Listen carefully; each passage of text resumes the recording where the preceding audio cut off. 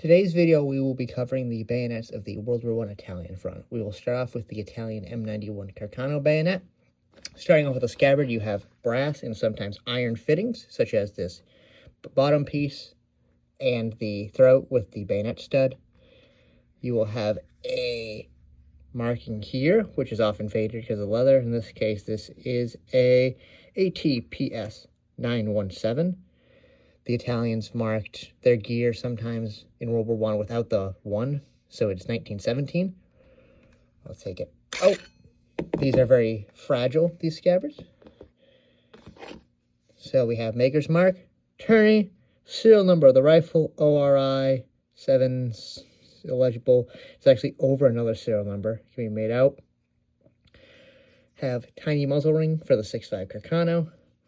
Ball on the other side of the crossguard, a long-ish blade, not super long, square fuller, blade, tip. This is a very light blade for its size, wooden grips riveted in, press stud, the bayonet lug mount is shaped like that, your normal press stud, where you press it, it goes in. So overall, a standard, simple bayonet. Nothing spectacular, but did the job for the Italians. Moving on, we will move on to the Austrian M95 bayonet. Steel scabbard, fairly simple, distinctively Austrian style scabbard and frog stud with this like L-shaped one. Take it out. This example being an NCO version, so it has the mount for a rank trundle. Hooked quillion for the NCO, muzzle guard for 8mm Mannlicher, wooden grips riveted, blade is on the top instead of the bottom, which is typical for most countries, maker's mark, acceptance mark, short bayonet compared to the, well, most of World War I's bayonets, and a simple press stud with the mortise, as we are used to. Next, we have the German. It's a big bayonet, so it won't completely fit. The German 9805 NA in this case, the new model, as it has the shorter ears for the muzzle. The AA, the older model, these are taller. You have a flash guard on the AA, the new model. You take this out. Put this aside for a sec. Go with scabbard first. Very German, World War I ballpoint tip.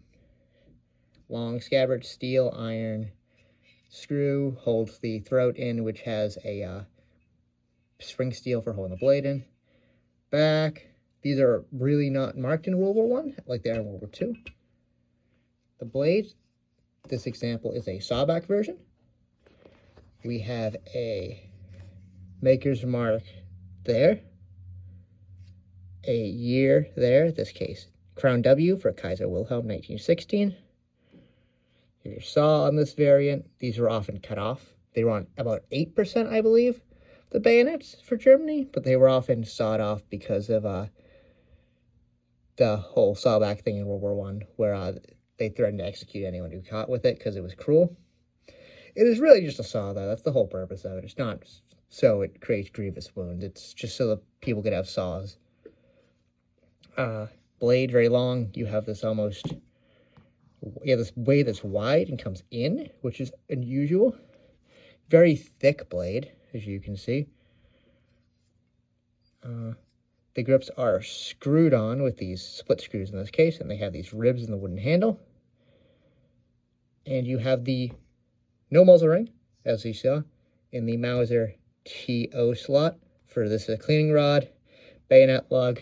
And these are for cleaning out any gunk that gets pushed through by the cleaning rod. So any debris would be pushed up through the handle, and you just clean it out there. And for a little bonus one, we have a Italian Vetterli, the cut down one. The 1915, they made they made 6.5 Carcano Vetterlis. They converted them, and then they made them shorter. This example is one of the short ones. Similar type of wooden scabbard, Oh, sorry, leather scabbard. This one is a wooden core. The Carcano one I don't believe does, or a very thin one at that. Brass hardware, fitting still. This is the frog you'd see Italian bayonets with. They'd actually be natural leather in World War I believe, or a different color. I'm not sure on that. The color will be different. This is more a World War II bayonet, I believe. Simple frog. This bayonet, shortened as you can see because the fuller goes all the way to tip. These are very short by World War I standards. They're actually shorter than M95 bayonets, interestingly enough, which are pretty much the shortest bayonets I can think of for World War I of the standard issue. This isn't really a standard issue thing, but you have grips that are screwed on. Serial number, these would have had a hook quillion originally, so it would have went, but they lopped those off in World War I. This one I can't find a maker's mark on. It'd usually be here or here on basically the very back of the blade. This example has a kind of weird, the Vetterli's a weird like sprung one. So it's like a spring bar, so the spring is part of the catch, which is kind of unusual. Yeah, thanks for watching the video.